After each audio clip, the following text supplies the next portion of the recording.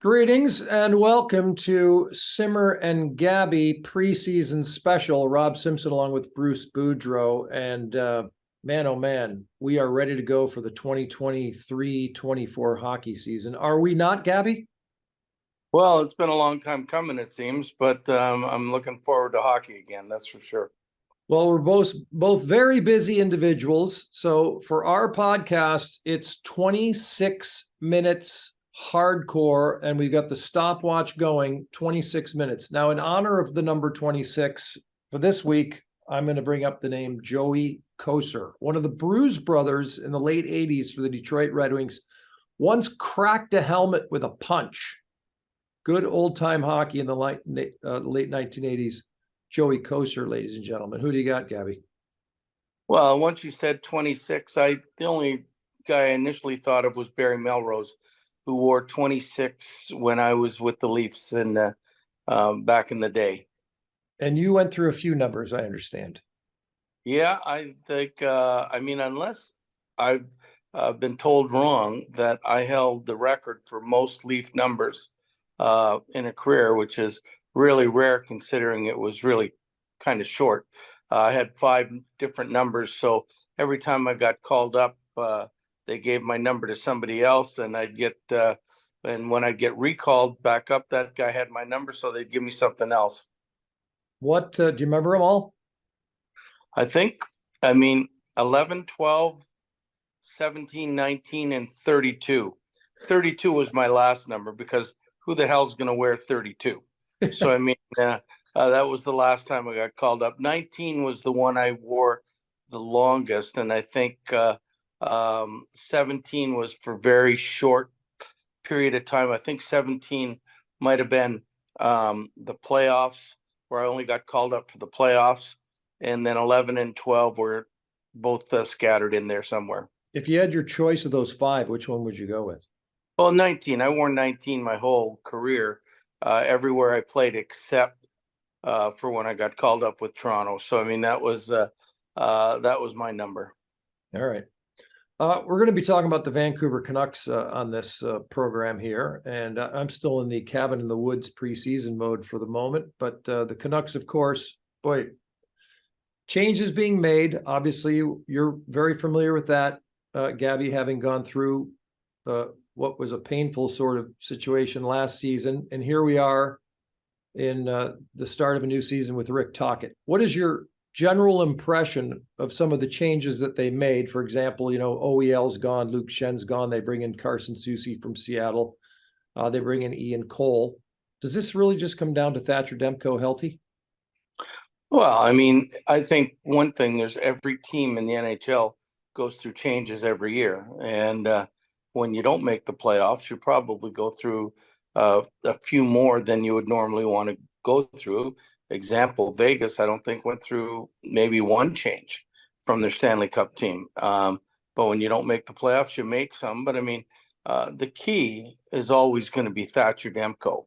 The key is always going to be the goaltender for your team. If your goaltender is better than average, for the most part, you win more games than you lose. And the previous year, Thatcher was outstanding. 1-1, Radulov with Band. Radulov cutting in deep, centers Band. Oh my goodness! What happened there? Did Ben miss, or did Demko sprawl and make that save? I think we were 17 games above 500 in the time that I was there. So, unfortunately, he had surgery in the summer, and I don't think he was quite ready for camp. And he got injured in game 13, and he was, you'll see a great Thatcher this year, but he was probably subpar, and he'll be the first one to tell you in his first 12 games of the season last year. Well, there's the famous saying, of course, show me a great goalie and I'll show you a great coach, right? There is a certain element to that. Because you have Well, there is. I'm sure that every coach, the first thing he wants to do is make sure his goaltending is above board, because it's hard to recover from goaltending that is a little bit substandard.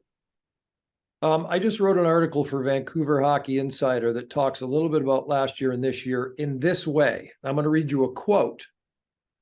You can talk to everyone over the next 2 weeks, and they all want to get out of the gate well, the head coach said.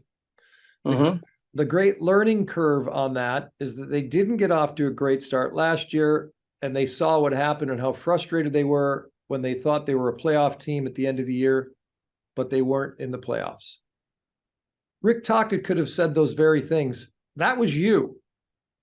And you followed that up with missing the playoffs would be a big disaster. You finished up 32, 15, and 10. Exactly what you said, 17 games over 500. Rick Tocchet finished 20, 12, and 4, 8 games over 500, but still that similar type of, oh my God, here we go. We got everything, everything's going to work now. Mm-hmm. You hear that and you look at it right now. If the same things go south early in the season, he's going to be in the same boat you're in. He will be, but I mean, again, he was handpicked by both Jim and Patrick, so I don't think he's in quite the same boat. Yeah. And also you got kind of thrown under the bus after your goalie got injured, and which they later apologized for, but obviously that didn't help things matters moving forward for you, which made it crappy. It made it crappy. It's no fun to lose, and I think the fans in Vancouver deserve to win.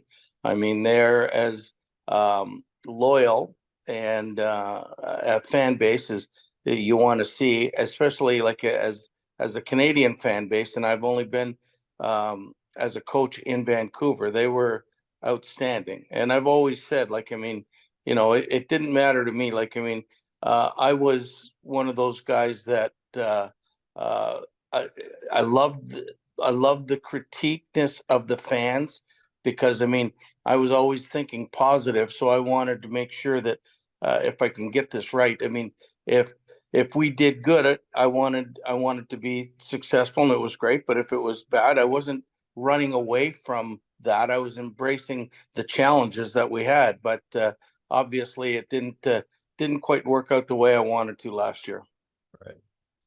Right. Okay. All that said, this season, we talked about the D changes. We talked about make sure you get healthy goaltending up front.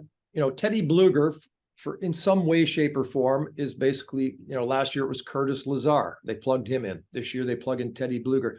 They add Pius Suter. Ilya Mikheyev is hurt again. So ultimately, has it changed really that much? There's no Horvat, obviously. Anthony Beauvillier is a new face since last season, part of the way. Are they better, or are they the same? Well, I think time will tell. I mean, I think they all want to be better. They all want to be positive. I mean, I know that group of forwards, and none of them like losing. I mean, they're a pretty good group as far as sticking together and everything else. But time will tell. I mean, I think the biggest thing last year is when they traded Jason Dickinson before the last preseason game, we didn't have a third line center. Now, I thought initially we would have. We had Horvat, we had Pettersson, and we had JT. But when JT was asked to be moved to the wing, so then we only had 2 centersmen, and they were young guys. Niels Alman was a young guy, and he wasn't expected to make it out of camp, but his work ethic proved that he deserved to be there. And whoever else, Curtis Lazar was brought in as a center, but he was a better right winger, so we moved him to right wing. So I think the depth at center was a little bit at the beginning wasn't as good as maybe we would have liked to, but I think there's not a lot of difference in the forwards. I think Brock Besser was hurt at the beginning of the year, and I don't think he ever got on track to be the player that I think he can be. Like, I mean, this year being removed from his father's passing and the health, I think he will be much better. I think Kuzmenko started off fairly slow, but once he got going, he was really good. And I mean, he scored in the first game, but I mean, as far as knowing the league, he knows the league now. I think, I mean, he should be dynamic from the start, I think, this year. Petey, well, he's in a contract year. I think he's one of the best players in the league. I mean, I watched him so closely, and his intelligence and anticipation and everything else that goes with it, from the willingness to want to be the best to thinking he's the best, which is a great combination, is second to none. So I believe, like, I think their next preseason game is against Edmonton. He'll want to play against Connor McDavid every shift. So I think he's starting off in a position where he can't wait to play. Whereas the year before, I think he started off with a sore wrist, and it took him a long time to get going. But once he got going, he was great. He also started out by missing training camp with Quinn Hughes because they're both represented by Pat Brisson. And Travis Green started, he had those two missing. They showed up in time to start the season. And of course, when you just brought up the contract, it's Brisson again. So, do you get the impression that Pettersson, as good as he is and as much as he loves playing and as much as he has confidence, is he taking a wait and see attitude to maybe move on to somewhere else? Do you have any feelings there?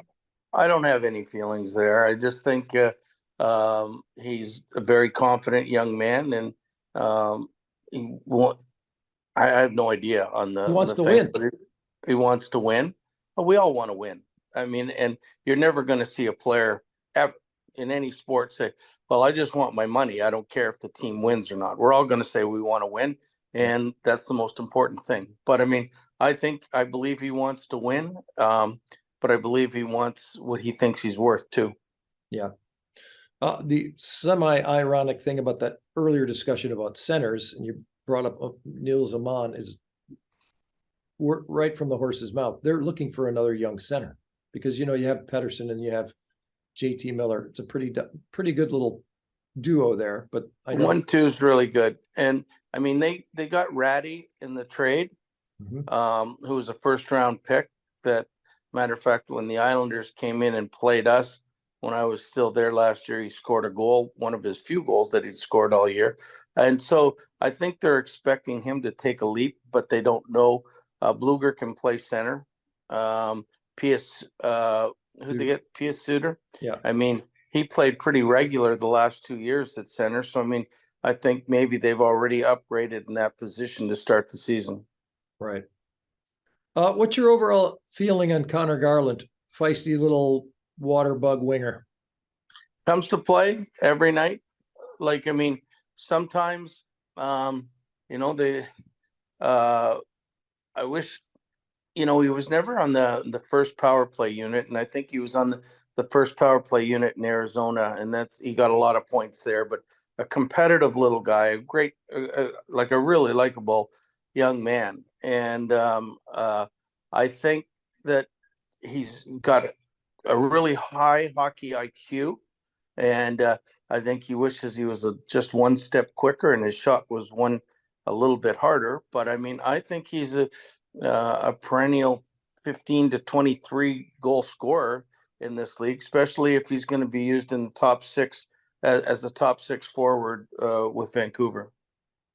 Funny thing is, he's already a little guy and he uses that shaved off cut stick. Like he uses it's really short, and I've never been a fan, not whether it's him or whoever else that I've seen with those small sticks. I remember and Vancouver people will remember the name Daryl Sittler.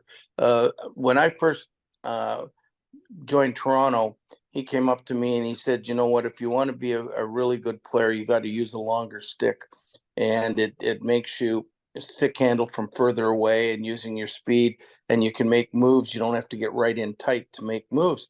So I mean, from that moment on, I mean, I didn't all of a sudden add 2 inches to my stick, but over the course of that year, I did add length to my stick, and it became easier to shoot the puck and to stick handle. Yeah. he likes it because he's in close. He can almost like turn with it against his body in corners and stuff. But you do see him struggle with shots sometimes, and one-timers are often impossible because you just can't get leverage.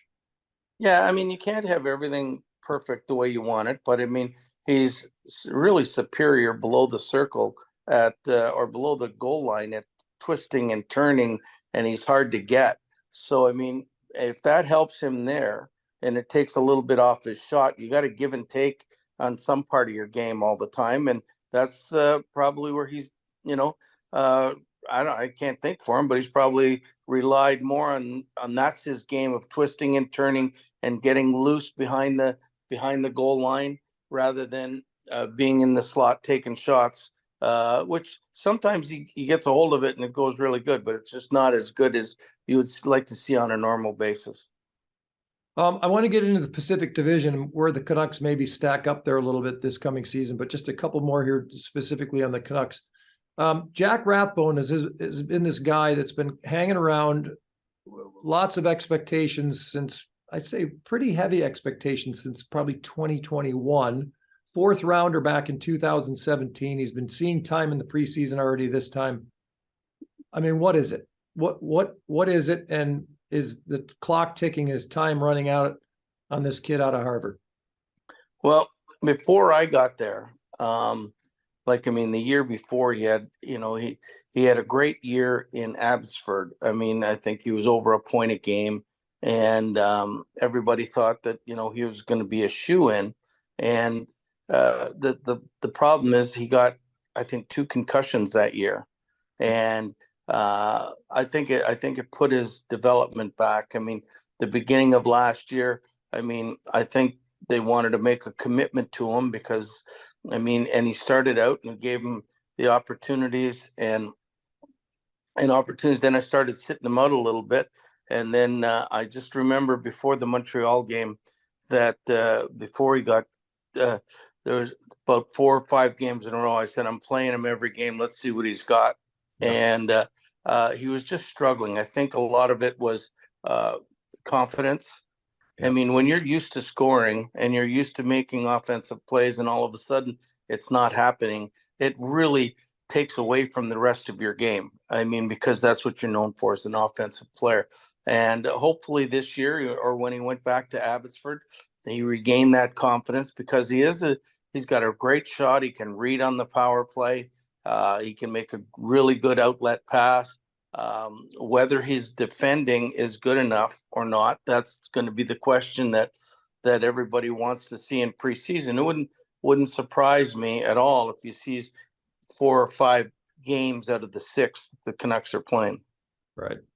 And of course, we're talking about Jack Rathbone, a left defenseman who for a while they thought they would slot in behind Quinn Hughes somewhere. Oliver Ekman-Larsson kind of threw a little, you know, mess into that, of course, being the veteran in that on that left side. So it was like, do we really need a Jack Rathbone on the big league club, considering the talent and skill sets of those 2 guys? So timing. Well, Ian Cole can play the right side and has played a lot of that in his past. I mean, he's a left shot. Carson Soucy has played the right side, even though when I had him in Minnesota, I thought he was much better on the left side. And so, I mean, hopefully, I mean, they do what they want with him now, but I think he's a better left-sided defenseman than a right-sided defenseman. By the way, could be Quinn Hughes' partner on the right. And Tocchet has brought up the fact that they might share a little time with Huggy with 2 different guys maybe on the right side because no one's going to match his minutes, or maybe they don't want somebody to match his minutes. But Soucy, you said he brought up to me during preseason informal skates that he played the right side in Minnesota, just like you said. But is it worth? I guess you're worth rolling the dice. Well, when we got him, he started in the playoffs, and he played every game in the playoffs. I think it was his first 5. It was his rookie season, but it was his first 5 games, and he played left side and right side because we had 3D out in Minnesota in that first playoff round. The next year, I thought I played him mostly on the left side, and I thought he was a better offensive player than people give him credit for. And I've always asked him to be a little bit more aggressive offensively. I mean, he's a 6'5" guy that's big and strong and will hit, will center ice, open ice hit, He will fight when he has to, but he's aggressive by going down the boards and keeping pucks in.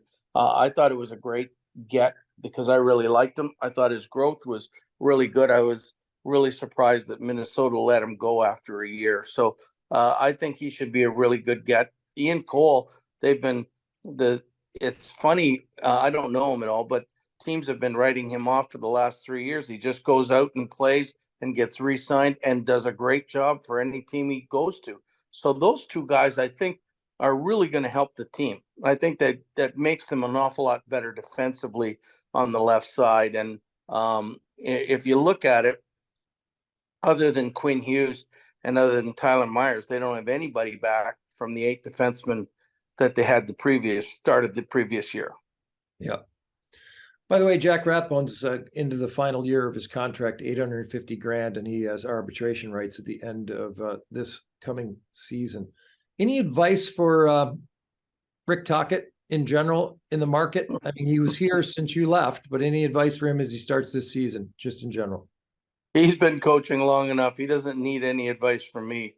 And I just wish him well. I mean, it's a tough but fair market. If he does good, he's going to be a hero. And hopefully it starts out good for the Canucks. And they got a tough little schedule. I think they start off back-to-back against Edmonton. But I remember last year it was a tough first 5 games.